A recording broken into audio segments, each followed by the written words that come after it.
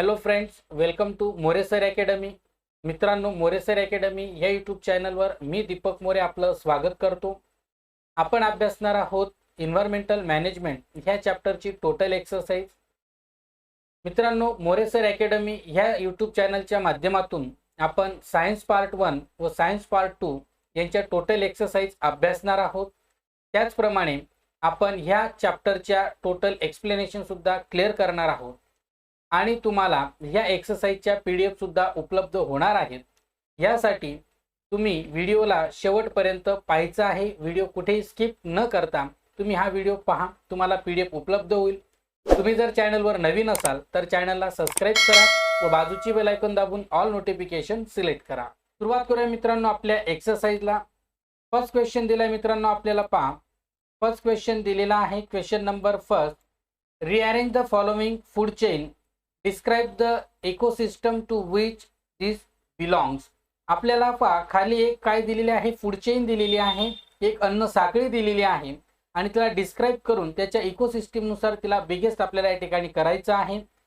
मग आन्सर पहा, the given food chain can be reorganize in the following manner. आपल्याला खालील पद्धतीने तिला काय करून दिलेलं आहे, मॅनेज करून दिलेलं आहे. त्या पद्धतीने पहा मित्रांनो, आपल्याला फूड चेन मध्ये दिलेले जे काही घटक आहेत ते तुमच्या समोर आहेत, त्यांना आपण अरेंज केलेलं आहे आणि त्यानुसार त्यांना आपण या ठिकाणी कंप्लीट केलेलं आहे. त्याचं एक्सप्लेनेशन दिलं आहे की the given food chain belong to cropland ecosystem which is a manmade transitional ecosystem.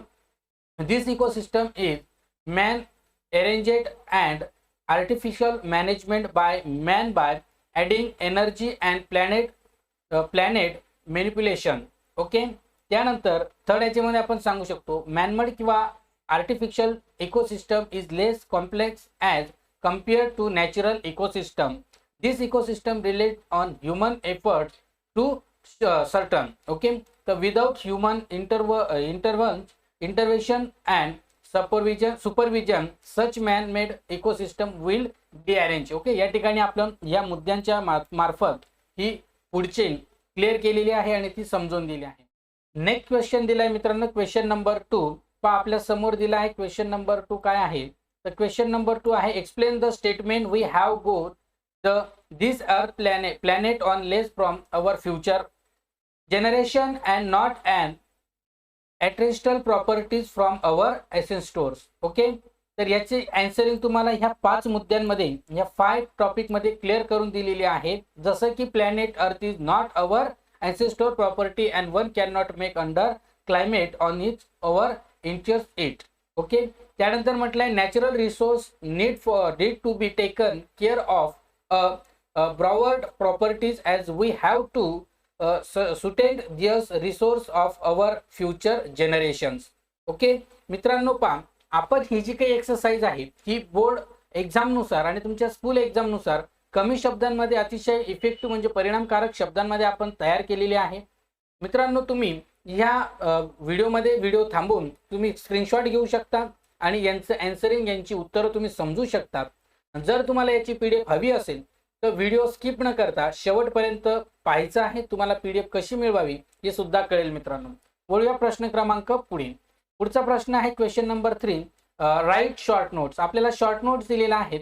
Environmental conservation म्हणजेच पर्यावरणाचं जे संवर्धन आहे ते आपण कशा पद्धतीने करू शकतो. तर पहा, environmental conservation is protection, preventional management of restorations of the natural environment. It is necessary to conserve our environment because any amenable in the environment direct effect of extension of biotic factors.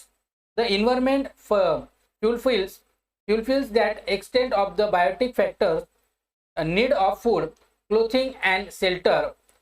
म्हटलं आपल्याला ठिकाणी आपले जे काही fundamentals needs आहेत, food, त्यानंतर needs जे आहेत आपल्या फूड, क्लोथ अँड शेल्टर्स, हे आपल्या फंडामेंटल्स नीड्स आहेत. त्यानुसार constitute our food chain thus conserving in necessary for substance या ठिकाणी म्हटलेलं आहे of life. However population explosions has led to evaporations of natural resources. Okay, environmental conservation involves the use of natural resources rational in order to avoid excessive डायग्रॅमिनेट of environment काय म्हटलंय, डॅमेजेंट environment या ठिकाणी म्हटलेलं आहे. या पद्धतीने तुम्ही इन्व्हायरमेंटल कन्झर्वेशन क्लिअर करू शकता. त्यानंतर बी याच्यातला दिला आहे चिपको मुवमेंट ऑफ बिश्नोई. जे काही बिश्नोई आहेत यांनी जे चिपको मुवमेंट केलेलं आहे, जे चिपको आंदोलन आहे, या चिपको आंदोलनाच्या संदर्भात आपल्याला शॉर्ट नोट दिलेली आहे. मित्रांनो लक्षात घ्या, बोर्ड एक्झाम मध्ये ह्या चॅप्टरवर तुम्हाला बऱ्यापैकी प्रश्न विचारले गेलेले आहेत आणि विचारलेही जातील. त्यामुळे हे जे काही शॉर्ट नोट्स आहेत या व्यवस्थित समजून घ्या आणि ज्या ठिकाणी तुम्हाला योग्य त्या ठिकाणी याला व्हिडिओला थांबवून तुम्ही हा स्क्रीनशॉट घेऊ शकता. अतिशय महत्त्वाचा हा टॉपिक आहे, तो तुम्ही समजून घ्यायचा आहे. त्यानंतर दिला आहे सी, तो म्हणजे biodiversity. Biodiversity the richness of living organism in nature due to the presence of variations of organism ecosystem and genetic characters within a species. याच्यामध्ये म्हटलं की विविध प्रजातीचे जे काही घटक आहेत जे बायोडायव्हर्सिटीमध्ये त्यांच्या जॉग्राफिकल कंडिशननुसार ज्या ठिकाणी राहतात त्यानुसार त्याची बायोडायव्हर्सिटी या ठिकाणी क्लिअर होते. म्हणून biodiversity occurs at 3 different level. यानुसार बायोडायव्हर्सिटी या 3 डिफरंट लेवलमध्ये येतात. त्याच्यातली पहिली आहे जेनेटिकल डायव्हर्सिटी, दुसरी आहे या ठिकाणी स्पीसीज डायव्हर्सिटी आणि तिसरी आहे ती म्हणजे इकोसिस्टम डायव्हर्सिटी. तुम्हाला पहिली सांगतो जेनेटिकल डायव्हर्सिटी म्हणजे त्या ठिकाणी जेनेटिकल म्हणजे तुमची जैव विविधता, या ठिकाणी जैविक घटक कसे अवलंबून आहेत, जेनेटिक फॅक्टर्स कसे आहेत याच्यावर बायोडायव्हर्सिटी डिपेंड असते.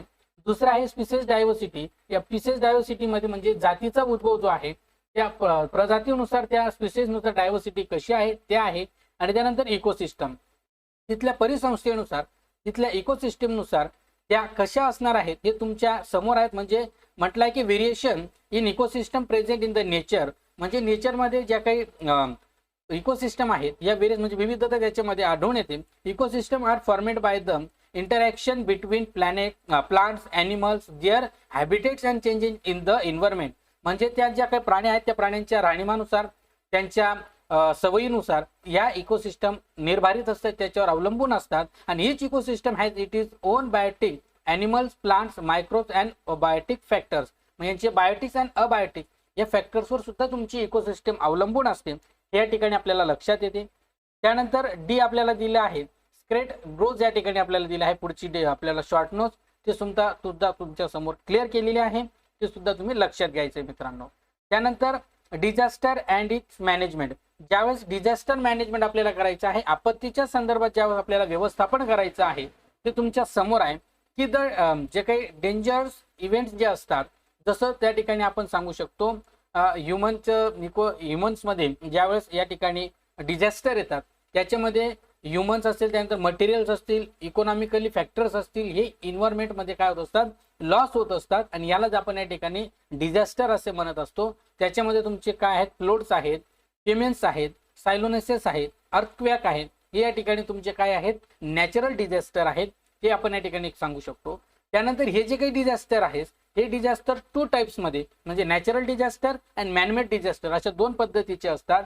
त्याच्यामध्ये द इम्पॅक्ट जे आहे, the disaster depend on the duration of directed or the after effects. याचे जे परिणाम आहेत हे याच्यातले जे काही ड्युरेशन आहे याच्यातला जो काळ आहे या काळानुसार ह्या ठरत असतात आणि हे क्लिअर होत असतात. आणि हे तुमच्या समोर आपण क्लिअर पद्धतीने आणि सोप्या शब्दात मांडलेला आहे, तो म्हणजे disaster and it is management, म्हणजे आपत्ती व्यवस्थापन काय असणार आहे हे तुमच्या समोर आहे. ओके, वळूया प्रश्न पुढच्याकडे. Question number 4. याआधी मित्रांनो लक्षात घ्या, जर तुम्हाला या एक्सरसाइजची पीडीएफ हवी असेल, या एक्सरसाइजची पीडीएफ हवी असेल तर स्क्रीनवर दिसणाऱ्या या व्हॉट्सअप नंबरवर तुम्ही मोरेसर अकॅडमी हे आपल्या चॅनलचं नाव प्रेस करायचं आहे, टाईप करायचं आहे. त्यानंतर तुमचं नाव, तुम्ही कुठे राहतात, कोणत्या जिल्ह्यात राहतात हे टाईप करून तुम्ही व्हॉट्सअपला सेंड करा, तुम्हाला पीडीएफ मिळून जाईल. ओके, मग क्वेश्चन नंबर 4 काय आहे पहा. How will you justify that overcoming the population is a powerful way of environmental management. म्हणजेच काय, जे काही वाढणारी जी पॉप्युलेशन आहे, लोकसंख्या आहे, याचा आपल्याला जस्टिफाईड करायचा आहे त्याच्यानुसार पॉवरफुल वे एन्व्हायरमेंटल मॅनेजमेंटमध्ये. तर पहा मित्रांनो, आपण याला सांगू शकतो की पॉप्युलेशन इफेक्ट एन्व्हायरमेंटल ॲडव्हर्स, म्हणजे या ठिकाणी जे एन्व्हायरमेंट आहे एन्व्हायरमेंटमध्ये ते काय करत असतात, इफेक्ट करत असतात. एन्व्हायरमेंटल पॉप्युलेशन जे आहे ही मेजर कन्सेप्ट या ठिकाणी आहे, because the harmful effect has on the environment as well as on health of humans. वाढणारी जी काही लोकसंख्या आहे, पॉप्युलेशन आहे, याच्यामुळे जे काही मानवी आरोग्य आहे, ह्युमन हेल्थ जे आहे, याच्यावर परिणाम होत असतात. The impact of population is several in developing construction, landing of with health, death and डिस्क्राइबलेट ऑफ पीपल्स. याच्यानुसार जे काही होणारं जे काही जे काही आपलं सांगितलं आहे, लँडिंग जे आहे, त्यानंतर त्याचं कन्स्ट्रक्शन जे आहे, यानुसार त्याचं जे काही इस्टॅबिलिट केले जातात, त्याच्यानुसार हेल्थ असेल, डेथ असेल, याच्यानुसार डेव्हलप जे काही कंट्रीज जे आहेत, have powerful way of environment management as they have resource as well has technologies to combat population. यांनी त्यांच्या टेक्नॉलॉजीनुसार इन्व्हायरमेंटचं मॅनेजमेंट केलेलं आहे. कोणी केलेलं आहे? जे डेव्हलप कंट्रीज आहेत. परंतु अनडेव्हलप अँड डेव्हलपिंग कंट्री यांच्यामधला फरक असा आहे की जे अविकसनशील आहेत, या देशांमध्ये पर्यावरणाच्या समस्या उद्भवतातच, त्यानुसार त्यांचं मॅनेजमेंट करणं खूप गरजेचं आहे डेव्हलपमेंट कंट्रीच्या तुलनेत. आणि जे विकसनशील जे आहेत आणि विकासाच्या मार्गावर जे आहेत, या कंट्रीमध्ये सुद्धा इन्व्हायरमेंट मॅनेजमेंट तेवढेच महत्त्वाचे आहे. ओके. त्यानंतर मित्रांनो वळूया क्वेश्चन नंबर 5 कडे. क्वेश्चन नंबर 5 काय आहे? Which project will you run in relation to environmental conservation. म्हटलंय हाऊ, का म्हटलेलं आहे? तर मग हा जो प्रोजेक्ट आहे, project on collection of plastic waste for recycling, conservation of biodiversity, free population programming etcetera can be carry out for environmental conservation. याच्यामध्ये ते म्हणतात की जे काही कन्झर्वेशन आहे, कन्झर्वेशनचे जे प्रोजेक्ट आहेत, जो प्रकल्प आपल्याला जो राबवायचा आहे, तो कशासाठी आणि का राबवायचा आहे?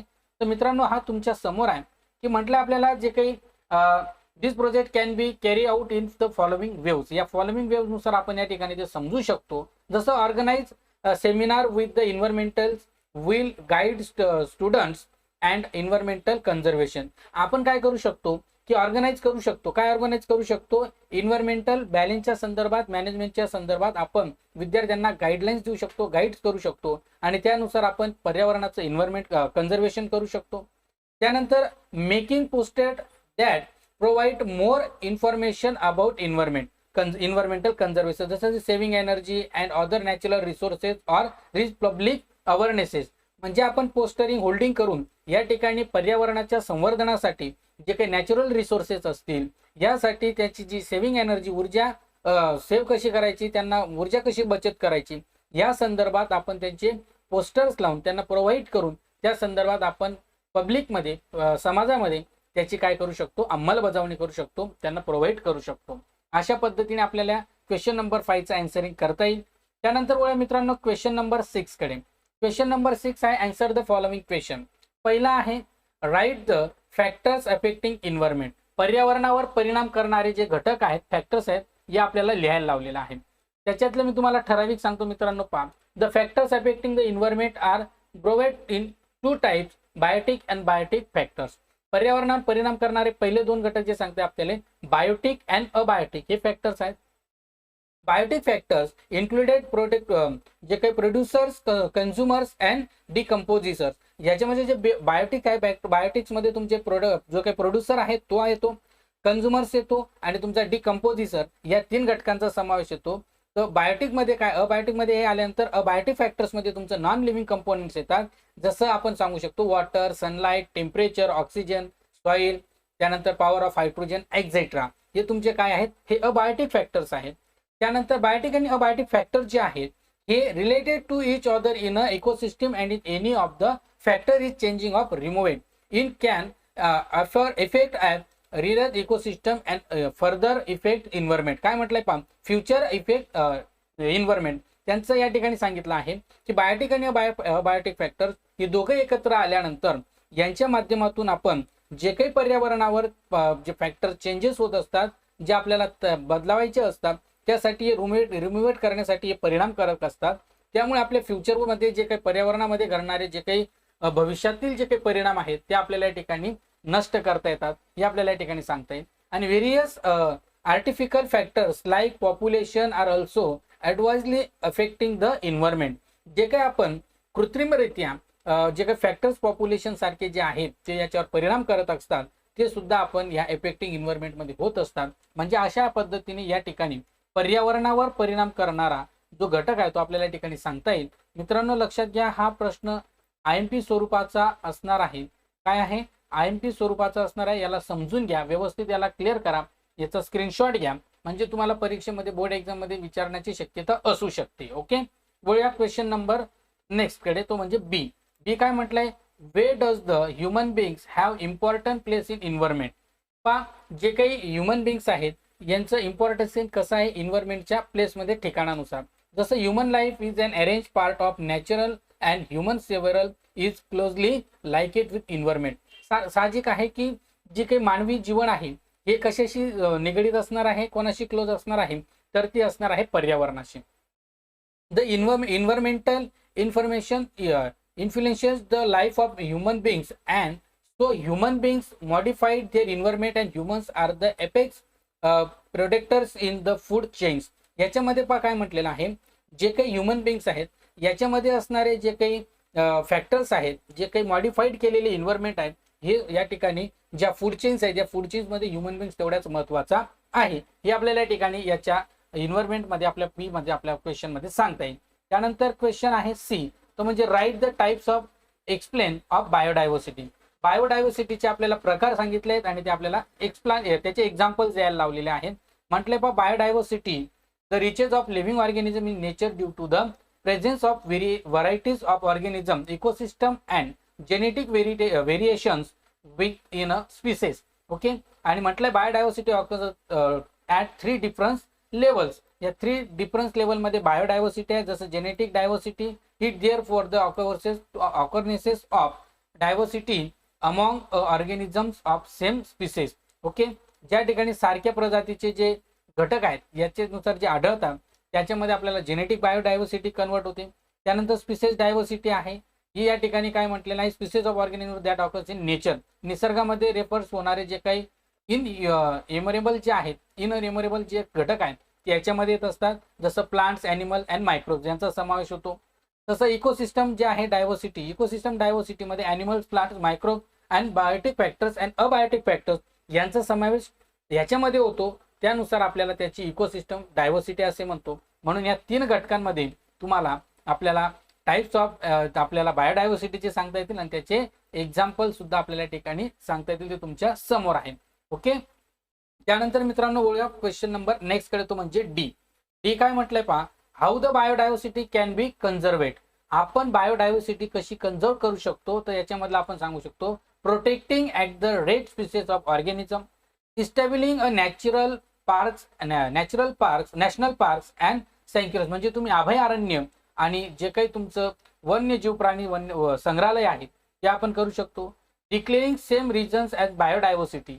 त्यानंतर आपण करू शकतो conserving all plants and animals. आपण प्राण्याचं व वनस्पतींचं संवर्धन केलं पाहिजे.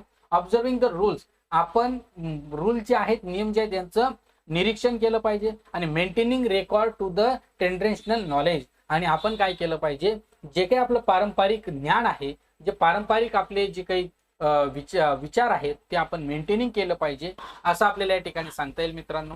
त्यानंतर आपण वळूया क्वेश्चन नंबर नेक्स्ट कडे, क्वेश्चन नंबर ई.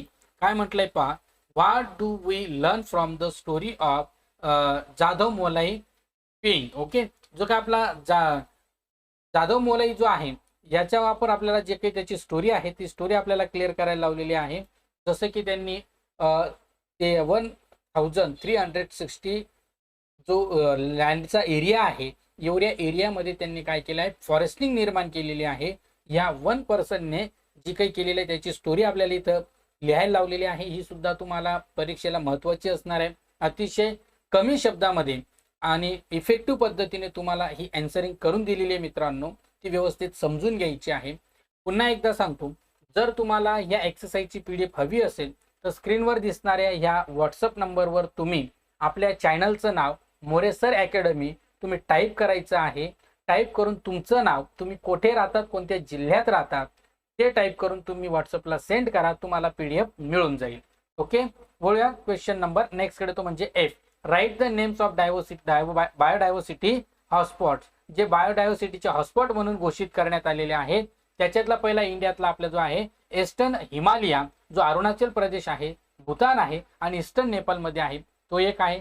इंडो जो काही आपला ब्रुमा म्हटलेला आहे तो या ठिकाणी आहे. The western Ghats and Sri Lanka हा एक घटक आहे. आणि बायोडायव्हर्सिटीचे जे हॉटस्पॉट आहे द वर्ल्ड मध्ये सांगितलं आहे तो सुद्धा तुमच्या समोर आहे, जसा केनिया आहे, टांझेनिया आहे, या ठिकाणी आपण सांगू शकतो की हे काय आहेत, हॉटस्पॉट आहेत कशाचे, बायोडायव्हर्सिटीचे. Okay, come to the next question. Next question आहे which are the reasons of, हे आपल्याला सांगितलं many species of plants and animals, how can be save those. आपल्याला integrating the many species of plants and ॲनिमल्सचे विचारलेले आहे. हेही तुमच्या समोर आहे मित्रांनो, लक्षात घ्या. यानुसार तुम्ही त्यांची उत्तरं लिहू शकतात मित्रांनो. त्यानंतर क्वेश्चन नंबर 7 आपल्या समोर आहे. क्वेश्चन नंबर 7 हा प्रत्येक वेळेस बऱ्याच वेळेस ठिकाणी बोर्ड एक्झामला विचारला गेलेला आहे की जे काही तुम्हाला पिक्चर दिसत आहेत, जे काही तुम्हाला ऍक्टिव्हिटी बेस्ड क्वेश्चन विचारले जातात, त्यानुसार आपल्याला जे खाली मेंटेनिंग फॉलोइंग सिम्बॉल दिलेले आहेत त्यानुसार त्यांचा आपल्याला रूल्स वगैरे काय ते विचारलेलं आहे. त्यानुसार मित्रांनो लक्षात घ्या, सिम्बॉल जो आहे पहिला हा सिम्बॉल आहे रिसायकलिंगचा. त्याचा रूल काय आहे हा तुमच्या समोर आहे. हा जो सिम्बॉल आहे हा सेव्ह वॉटरचा आहे आणि हा जो सिम्बॉल आहे हा कशाचा आहे, रेनवेल सोलर सिस्टम, सोलर एनर्जी आहे. म्हणजे रिन्युएबल एनर्जी सोर्स जो आहे, रिन्युएबल सोलर एनर्जीचा हा सोर्स आहे, की त्याचं पिक्चर्स आहे. त्यांचे मिनिंग तुम्हाला या ठिकाणी क्लिअर करून दिलेले आहेत आणि त्यानंतर तुम्हाला त्याचे रूल्स काय आहेत हे सुद्धा समजून दिलेले आहेत मित्रांनो. पहा, हा प्रश्न म्हणजे तुम्हाला ही जी आकृती आहे ही प्रत्येक म्हणजे स्कूल एक्झाम असेल, बोर्ड एक्झाम असेल, या ठिकाणी विचारले गेलेले आहेत. त्यामुळे याच्यावर चांगल्या पद्धतीने तुम्ही स्टडी करा आणि समजून घ्या मित्रांनो. लक्षात घ्या, हे जे काही क्वेश्चन आहेत हे आपण कमी शब्दामध्ये अतिशय इफेक्टिव्ह पद्धतीने तयार केलेले आहेत आणि अशा पद्धतीने आपण या ठिकाणी आपलं एन्व्हायरमेंटल मॅनेजमेंट या चॅप्टरची टोटल एक्सरसाइज अभ्यासलेली आहे. आशा करतो की तुम्हाला हा व्हिडिओ आवडला असेल. व्हिडिओ आवडला असेल तर जास्तीत जास्त विद्यार्थ्यांपर्यंत शेअर करा. जर तुम्ही चॅनलवर नवीन असाल तर चॅनलला सबस्क्राईब करा व बाजूची बेल आयकॉन दाबून ऑल नोटिफिकेशन सिलेक्ट करा.